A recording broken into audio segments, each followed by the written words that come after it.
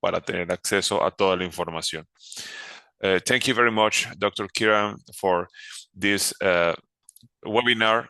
To our associates, we can enjoy your presentation today, and go ahead. Thank you very much, Professor Esperon, for your kind introduction. And thank you to everybody for joining. Please bear with me while I share my slides.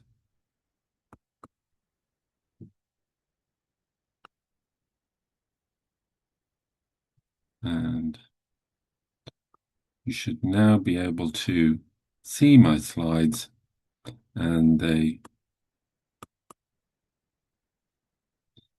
slides should show evidence-based medicine, challenges and barriers, and grade.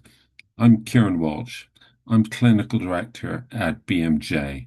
I'm a general physician turned editor turned educator, and I'm delighted to speak to you all on this subject today.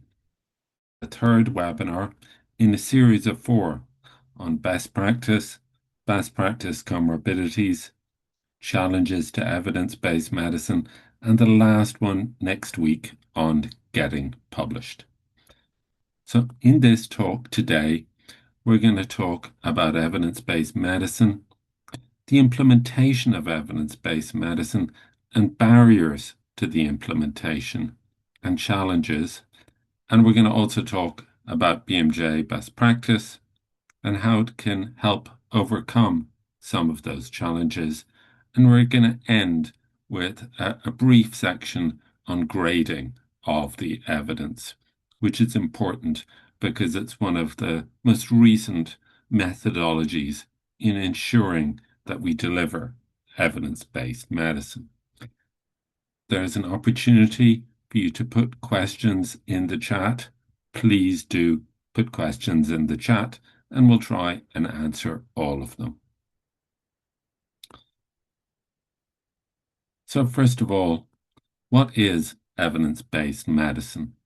Well, the term was first coined by Gordon Guyatt in 1992, and he said that evidence-based medicine should be about a shift from unsystematic clinical experience and pathophysiological rationale to scientific and clinically relevant research, which is still true today, 33 years later. And in 2009, Satterfield et al. Came up with this graphical definition of evidence-based medicine. And Satterfield said that evidence-based medicine should be about the best available research evidence, but also about resources, including professional expertise, but also about patient and populations' needs, desires, and values. And you put all these together, and that is evidence-based medicine.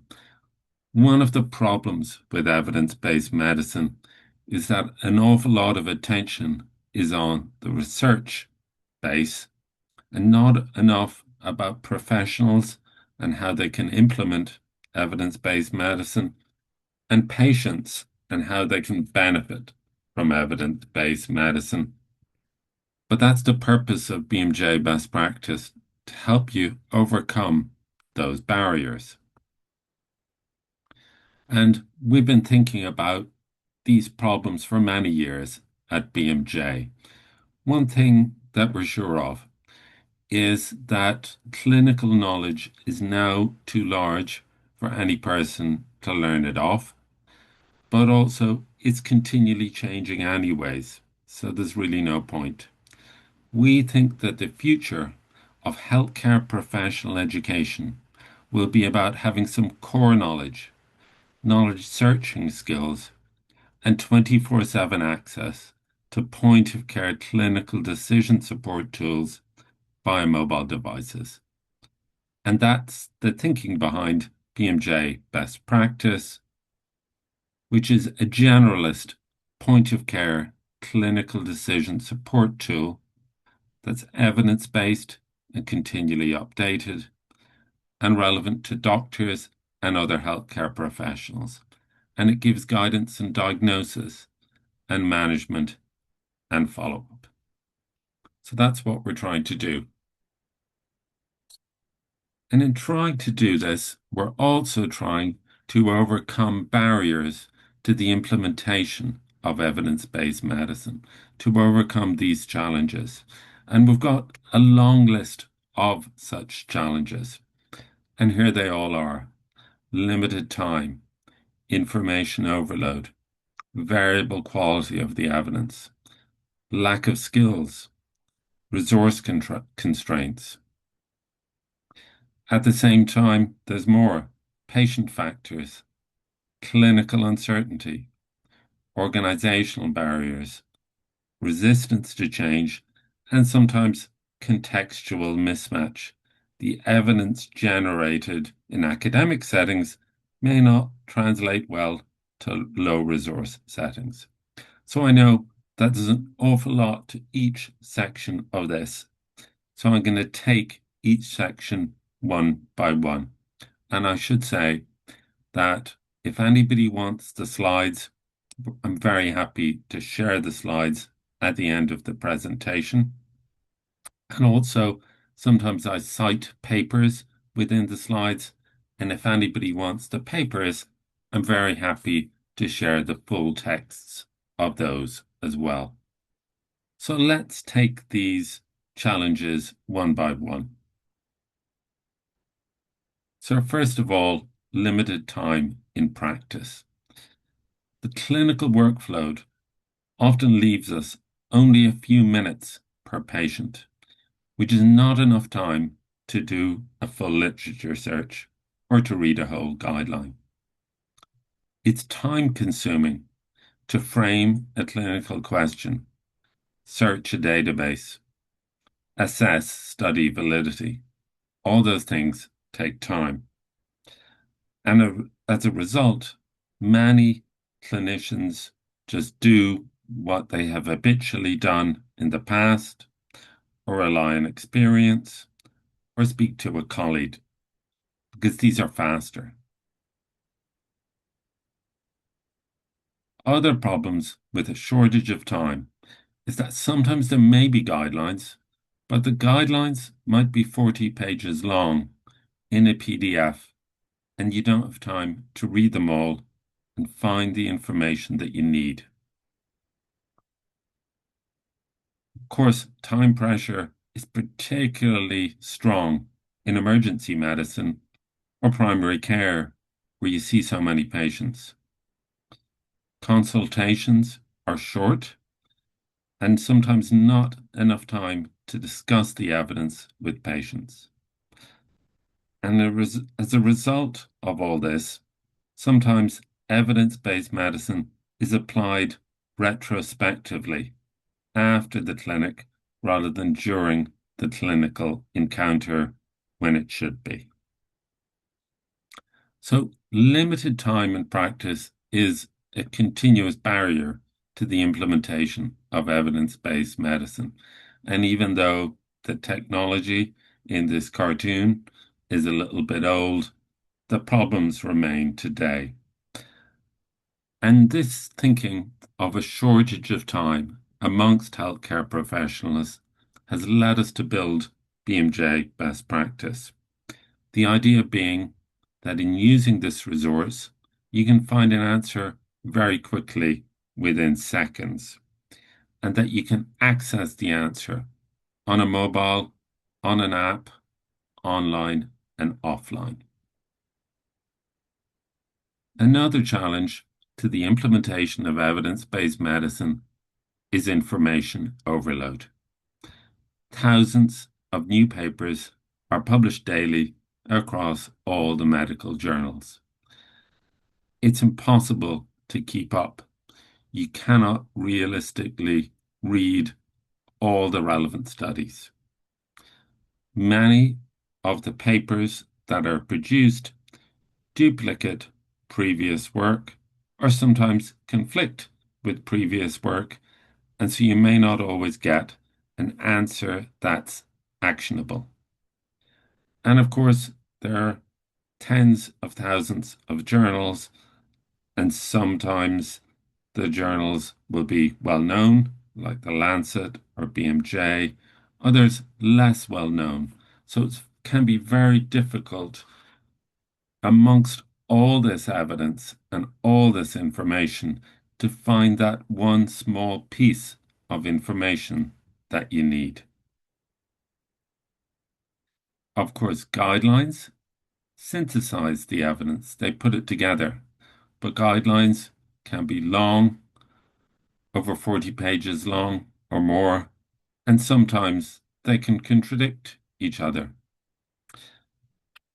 And the constant inflow of new knowledge and new data means that you're getting a lot of noise in the background, and it can be hard to pick out the individual signal. And this is true of primary care and secondary care and tertiary care as well. And each field has its own rapidly growing body of literature. And all this can result in cognitive overload for the physician, which means they rely on habit or sometimes outdated knowledge. So the information overload challenge is a real one. In light of that, we've built BMJ best practice in a way so that it is chunked up, so that it's easy to read and easy to search, and also so that it's short, so that you might get just a few hundred words on what tests to request on a patient with asthma. And the result is that you can find the evidence quickly. There is also a problem with the variable quality of evidence that is available. Lots of studies are published, not all of them are high quality, and they can suffer from flaws, from selection bias, no blinding, or blinding not done properly, or inadequate sample sizes. There's the issue of industry-funded research, which can overstate benefits or underreport harms. Sometimes trials use surrogate outcomes, like change in CRP, rather than patient-centered outcomes. Did the patient get better? Did their quality of life improve? Another big problem with evidence-based medicine and the research base is that older adults or people with multimorbidity are often excluded, and so you can struggle to apply the evidence to those patients. Other problems with the variable quality of the evidence is that even though evidence hierarchies suggest that randomized controlled trials and systematic reviews are at the top of the pyramid of evidence, even these can be biased. We can find conflicting findings across studies, and real-world practice often involves complex patients who fall outside the strict inclusion criteria of clinical trials. And as a result, guidelines based on all this evidence may not translate well into practice. So lots of problems with the quality of the evidence. And I always try and include this slide in my talks. It's about BMJ values, that BMJ as a whole, but also BMJ best practice tries to adhere to.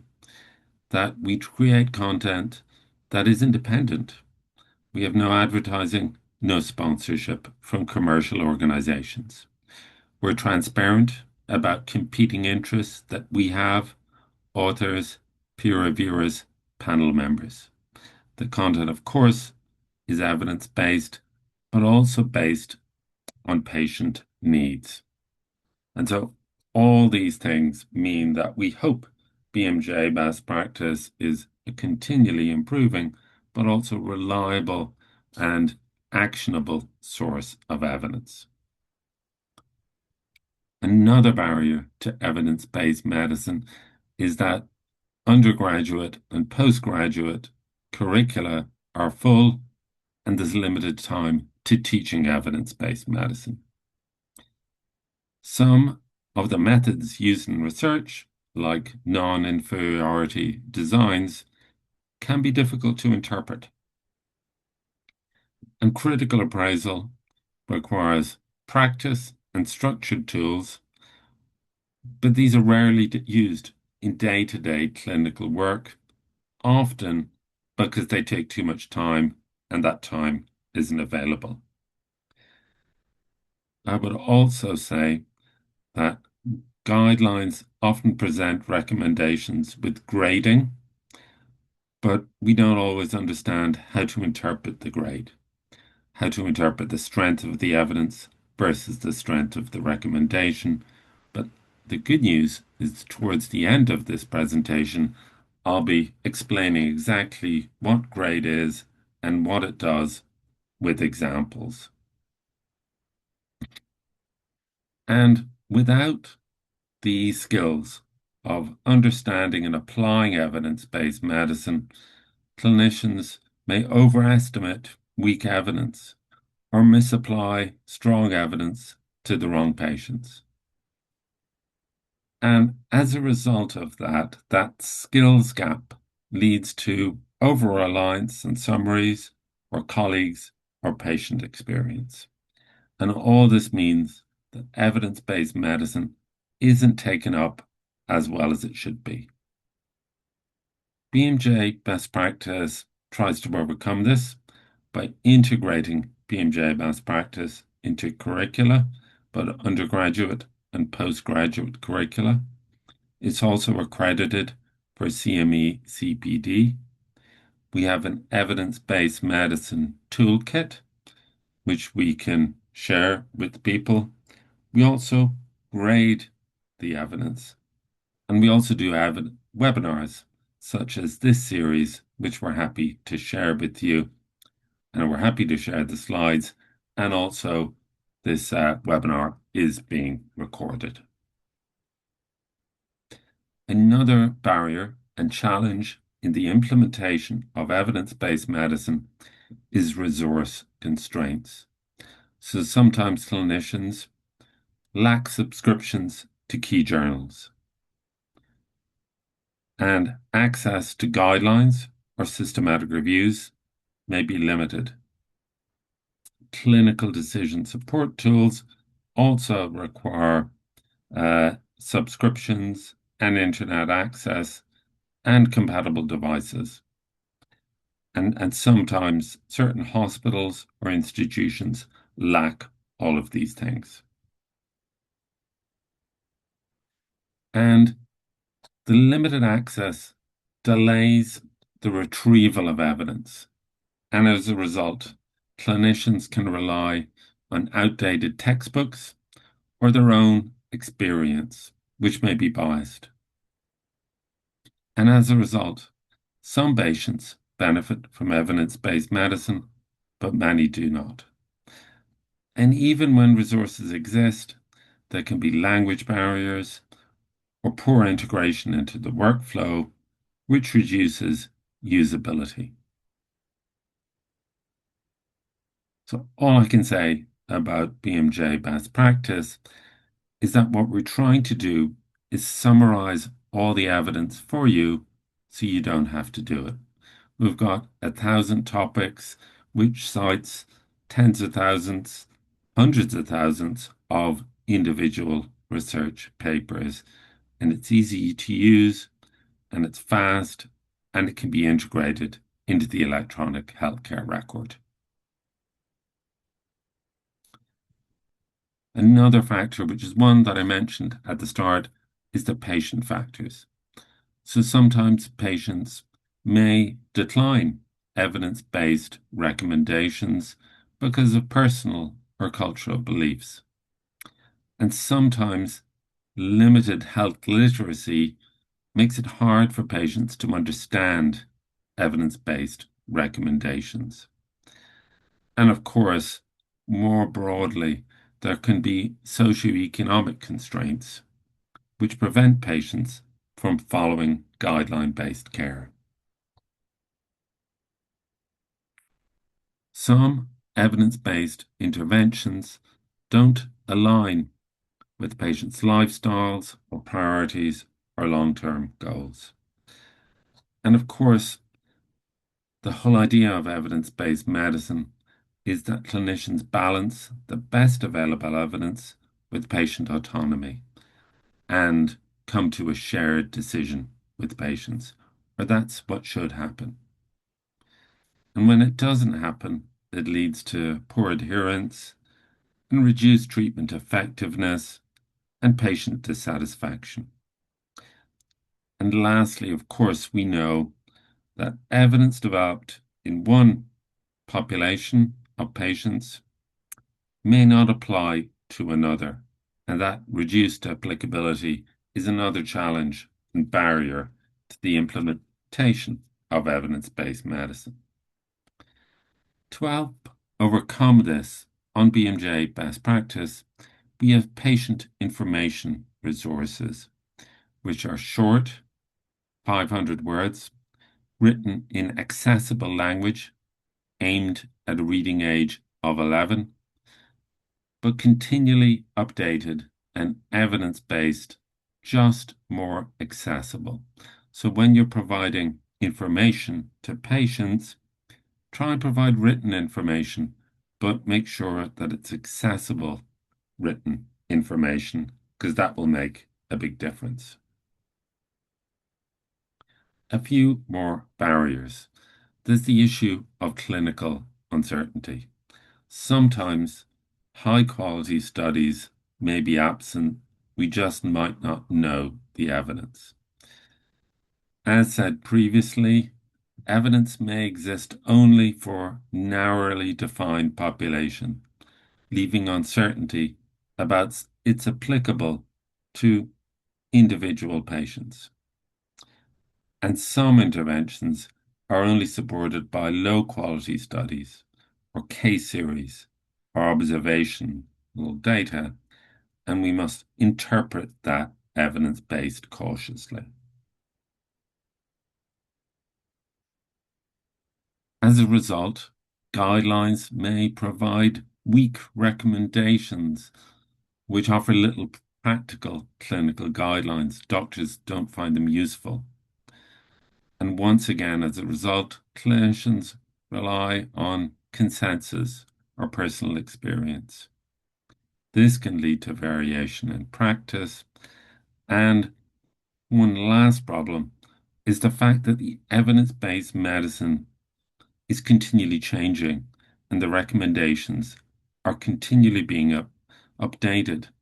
So an example is during the COVID pandemic, the recommendations for treatment and tests were changing every week at one stage in 2020, 2021. Similar is true in other specialties like oncology. Yesterday's best evidence may be outdated today. So you need to have a source of continually updated evidence-based medicine. If it's not updated, it won't be evidence-based. In light of that, we built an add-on to BMJ Best Practice, which I spoke about last week, the BMJ Best Practice Comorbidities Manager, which gives evidence-based guidance on the management of patients with multiple conditions, which has traditionally been lacking. I would also say that the content on BMJ Best Practice is continually updated. So we used to update once a year. It wasn't enough. So now we update all the content all the time and therefore have a standardized offering to our physicians who use this resource. But even when all those barriers are overcome, to the implementation of evidence-based medicine, there may be organizational barriers. Hospitals may not prioritize evidence-based medicine in their strategic goals. There can be lack of leadership support. There can be absence of protected time or education to search, appraise, apply the evidence.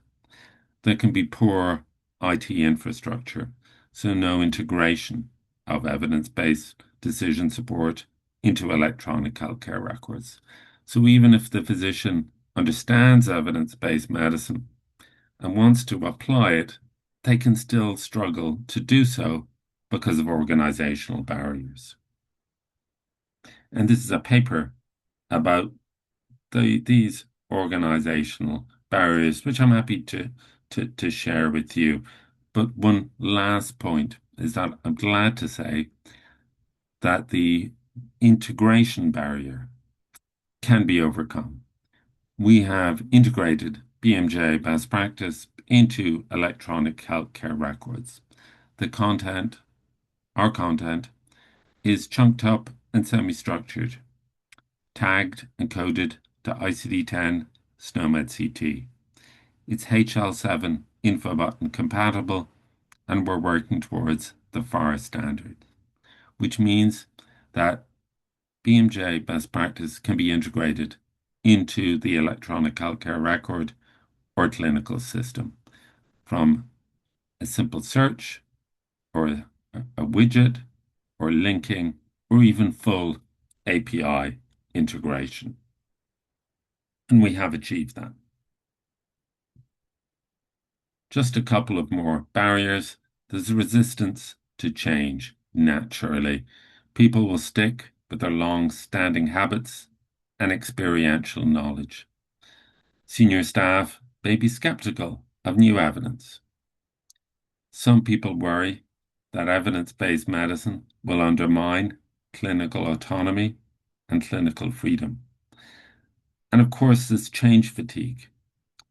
Clinicians already face frequent changes in guidelines, and they get tired of this continuous change. Peer influence can reinforce resistance.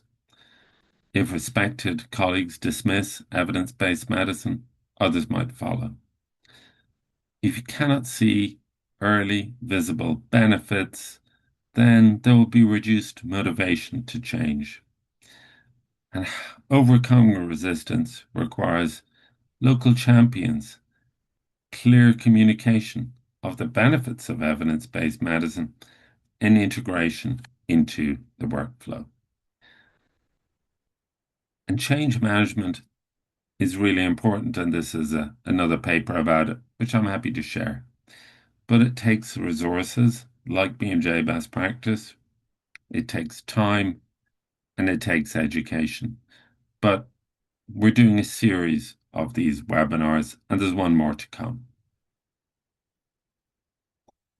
This is the last barrier, and it's about contextual mismatch, and it's as important as all the other ones. Many clinical trials are carried out in large academic centres, which aren't with infrastructure not available in all centres. Populations in trials are often younger, less ill, have better follow-up, fewer comorbidities than the population in general. Treatments that are effective in well-resourced settings might be impractical in less well-resourced settings. And of course, cost differences in evidence-based medicine, evidence-based interventions can make a big difference too. Of course, there can be cultural differences and health system differences, and frankly, strict trial protocols don't reflect how treatments are delivered in routine care. And lastly, sometimes externally generated evidence, you can over-rely on it, and it needs to be adapted to local context. So The issue of applicability to the patient, the way to overcome that, we think, is to use the PICO format. And the PICO format stands for patient, intervention, comparison, outcome. So an example here, in adults with major depression disorder, the patient or population does cognitive behavioral therapy, the intervention, in comparison to second generation antidepressants, does it result in whatever outcomes? And what is the effectiveness of that? And how confident are we in the evidence? How does it grade? And that's what we try and do with BMJ best practice. Use this PICO format, use grade, but also, just as importantly, we are very interested in local protocols and organizational guidance, and we enable institutions to create links to their own institutional guidance alongside our international best practice guidance. And a word and a phrase that I've been using throughout this presentation is grade, grading of the evidence. So in the second part of this presentation, over the next 15 minutes, I'm going to speak briefly about grade. And grade stands for grading of recommendations, assessment, development, and evaluations. It's a framework for developing and presenting summaries of the evidence. There are two aspects of it: rating the certainty or quality of the evidence and rating the strength of a recommendation. And this was originally developed for guidelines providing a systematic approach for making clinical practice recommendations, but it's increasingly becoming the gold standard. And we have information about it over the next few slides, but also in our evidence-based medicine toolkit on BMJ best practice. There's a range of resources available about it, and indeed the BMJ journal itself published a series of papers in the journal about grade. You're very welcome to have a look at those papers as well. But the idea of grade is that you can grade up the evidence or grade down the evidence so that you will then be more confident or less confident in the strength of the evidence and strength of the recommendations that come out of the evidence. And grade is based on guidance comparing a single intervention with a single comparator. It takes an individual patient view rather than a population view. And it deals, as I say, with two fundamental processes: judging the certainty of the evidence and moving from evidence to recommendations.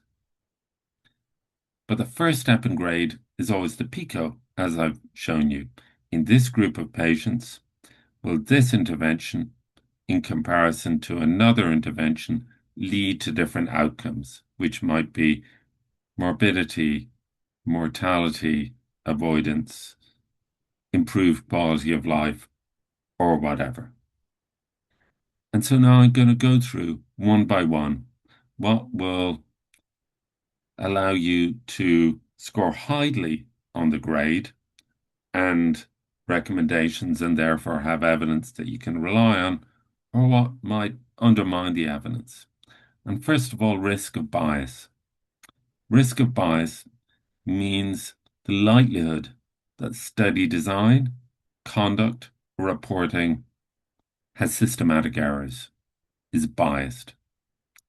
And the grade is at 4 levels, from high, moderate, low to very low. And if there are concerns about risk of bias, evidence can be rated down. Why might you rate it down? For randomized controlled trials, if there's lack of binding, allocation concealment problems, high dropout rates, selective outcome reporting, inadequate randomization, they all mean bias. And for observational studies, confounding, selection bias, measurement bias, missing data, reporting bias, they all mean you'll rate down the grade for risk of bias. And so let's look at an example here. Grade would recommend rating down if most included studies are at high risk of bias and the results could change with better methodology. So let's look at an example. Does drug A reduce mortality in patients with sepsis? If the randomized controlled trials weren't blinded, if there was a high dropout rate, if there was selective reporting of outcomes, you'd grade down. So it's straightforward, really. Let's look at another one. Imprecision can rate down the certainty or confidence in evidence. Imprecision refers to how wide or uncertain the results of a study are. It's about whether the estimate of the effect is reliable or not. And you can rate down when the confidence interval is wide and include both a clinically important benefit and no effect and harm. You also write down when the sample size is small, leading to low power, or there are few events. So let's look at an example. If a trial shows a new drug reduces the blood pressure by 5 millimeters of mercury, but the confidence interval ranges from -2 to +12, in other words, the range includes no effect, a small effect, a large effect, it's not really clear if the drug is useful, you'd write down. Let's look at indirectness. Indirectness means that the evidence doesn't match the clinical question you're trying to answer. And indirectness may relate to population, intervention, comparator, or outcome. So you'd rate down if the population studies is different from the population of interest. So if all the studies were in young adults, but you want to make a decision for older people. If the trials use a different dose than the one you're considering, the comparator isn't the relevant one. The outcomes don't match what matters most to patients, you'd write down. So an example, you're making a guideline for management of asthma in children, but the best available studies are in adults. And so it's indirect because of the population mismatch. And so you'd write down for indirectness. Another one is inconsistency, unexplained differences in results across studies. So different studies of the same drug, say, report different effect sizes or directions. The results don't agree, or they're very variable. The confidence intervals don't overlap, and you can't explain it. An example, say you're looking at a new antibiotic, and two studies show a large benefit, one a small benefit, one no effect, one harm. Inconsistency, and so you'd write down. There's also the issue of publication bias, refers to the possibility that the available evidence doesn't represent all the research that has been done. Positive results more likely to be published than negative ones. So you'd write down for publication bias when there's evidence of unpublished studies with negative results, or most of the studies are industry sponsored, or there are suspicious patterns, lots of small studies showing large effects. So an example, if a meta-analysis shows a drug works, but all the studies are funded by the manufacturer, there are no negative trials, you might suspect publication bias. Dose response. So now we're talking about rating up. So dose response is one of the factors that can enable you to rate up. Observational studies usually start as low certainty evidence, but if there's a clear dose response gradients, you can rate up. And what it means is that as the dose or level of exposure increases, the effect increases. A very simple example. You're looking at the link between smoking and lung cancer. Light smokers, slightly increased risk. Moderate smokers, higher risk. Heavy smokers, much higher risk. There's a clear dose response or exposure response gradients you can rate up. Large effect. So the relative risk is 2 or more. You see the large effect across multiple studies, and it's unlikely to be explained away. And even if it's an observational study, if you have a large effect, you can rate up. So, simple example. Observational studies show a treatment reduces mortality from 50% to 10%, a very large effect, hard to dismiss, you'd rate up. So that's largely grade. Grade is becoming the gold standard across a range of different institutions, and it's been endorsed by lots of organizations worldwide. And we've got more information on the BMJ Best Practice website about grade and amongst those papers that I shared with you. I'm happy to share these examples and to share the slides and also to share any or all of the papers inside the slides as well. So that's grade. And here's the evidence-based medicine toolkit to learn about evidence-based medicine, learn about how to practice evidence-based medicine, and various evidence-based medicine tools.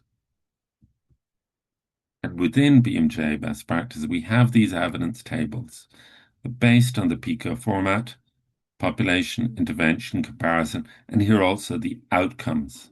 So does it favor the intervention or not? What's our confidence in the evidence? What's the grade? For various outcomes like quality of life, functional exercise capacity, hospital admissions, etc., etc.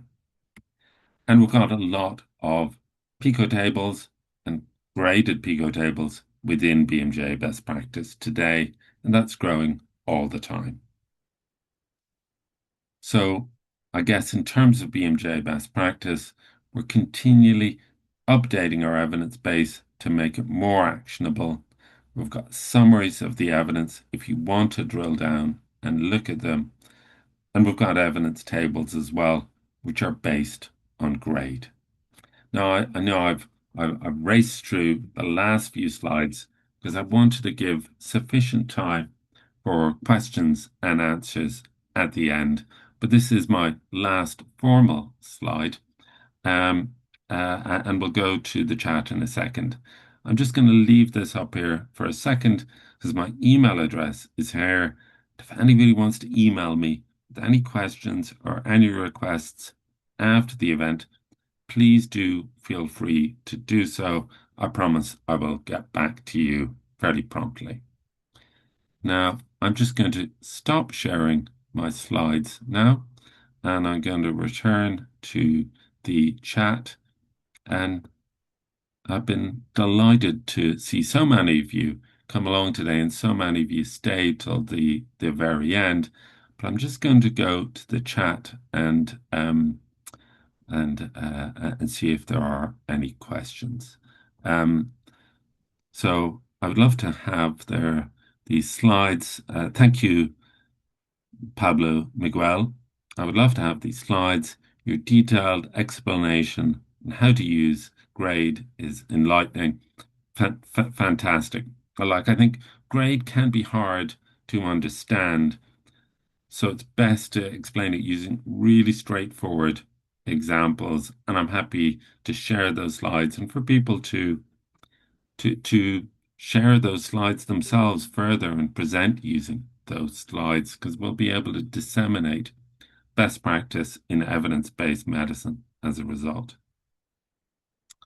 And thank you also, Pablo. More of a question about structured guidelines meeting common sense. That's absolutely the case.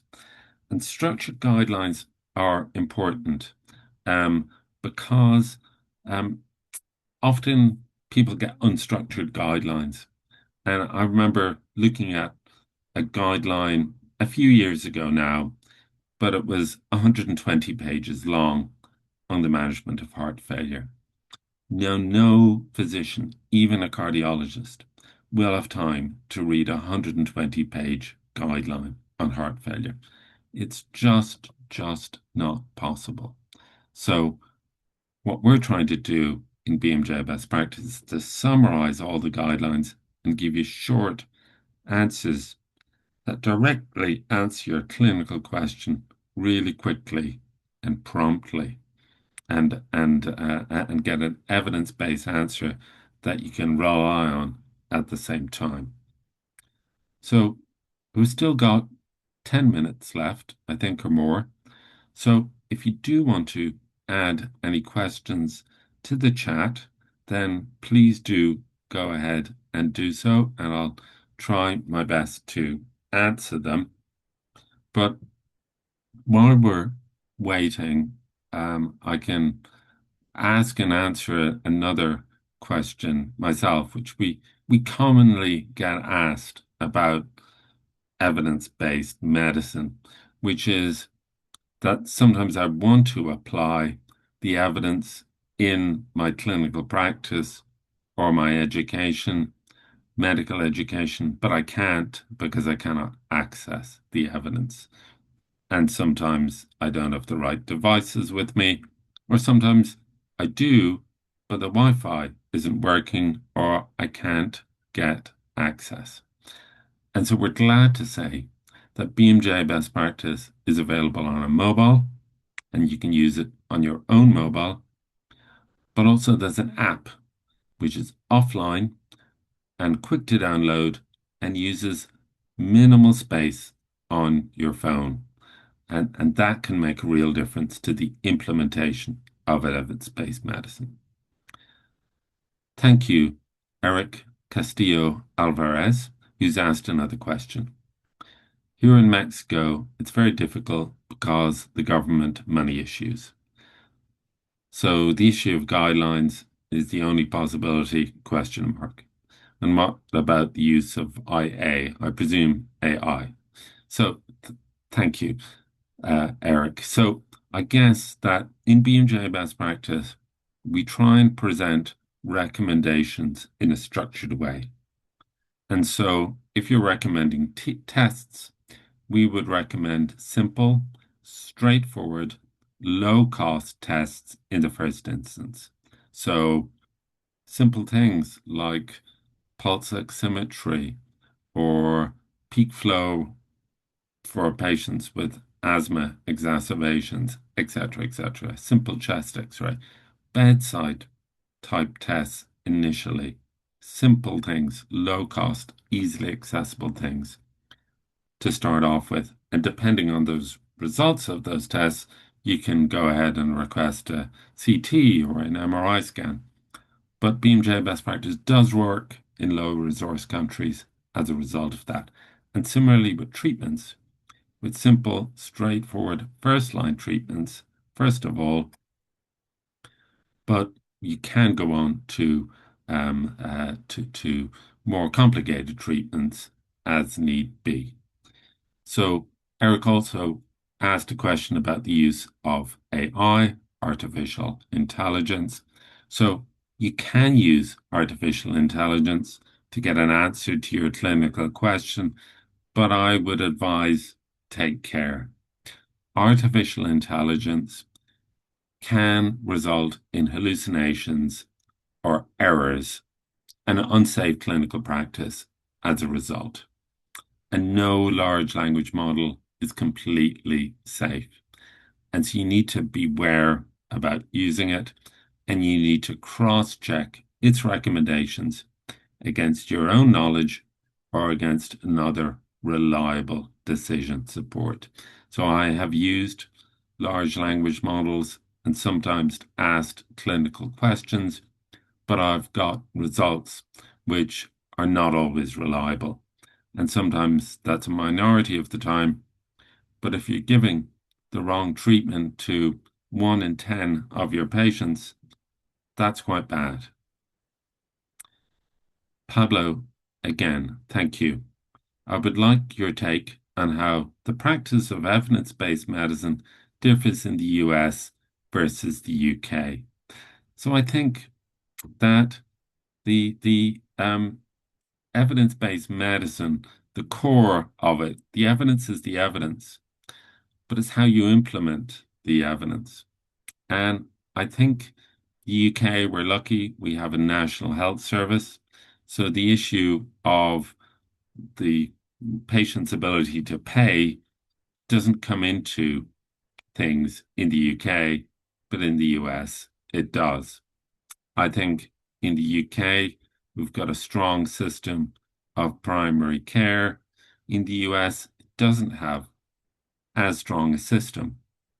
The US healthcare system is highly specialized and often high tech investigations, high tech treatments.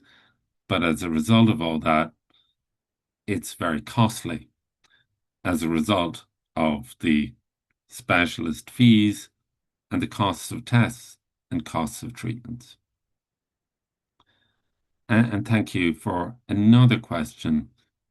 I'm under the impression that the UK and Canada is more willing to include the patient's perspective and availability of resources and clearer in considering clinical significance as opposed to only statistical significance. So I would say the patient perspective in evidence-based medicine is key. You've got to, as a physician, to make an evidence-based recommendation, but then ultimately it's a matter of explaining that to the patient and getting the patient's view, and the patient ultimately has to have the final decision because they're the ones who will be taking the treatment into the long term. And if they don't really want to, then they simply won't. And so it's vital to take the patient's perspective. Your other point about the difference between clinical significance and statistical significance is really important. So I could run a trial and it might compare the results of test A versus test B. And I could recruit tens of thousands of patients into that trial. And because I had so many patients, it might be able to find a statistical difference between the two tests that reached statistical significance.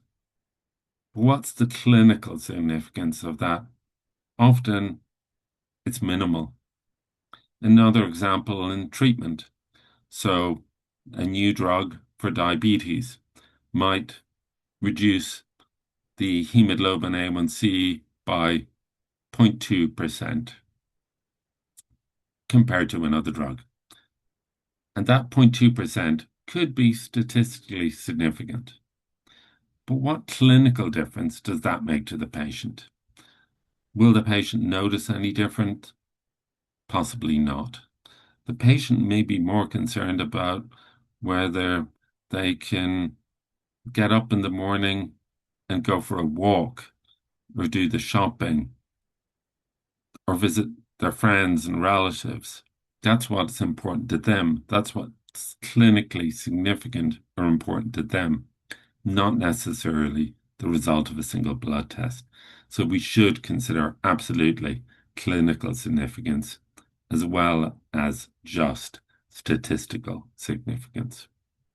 But thank you for asking that. It's a very relevant question.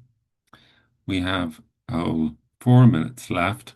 I'm happy to answer any more questions if people have them, but I'm delighted to see so many of you have stayed to the very end, which is great. And lots of people have come up with really quite tough and difficult and searching questions, which is great because it shows that you've all thought about these things, and I'm grateful for everybody who has contributed and has asked questions.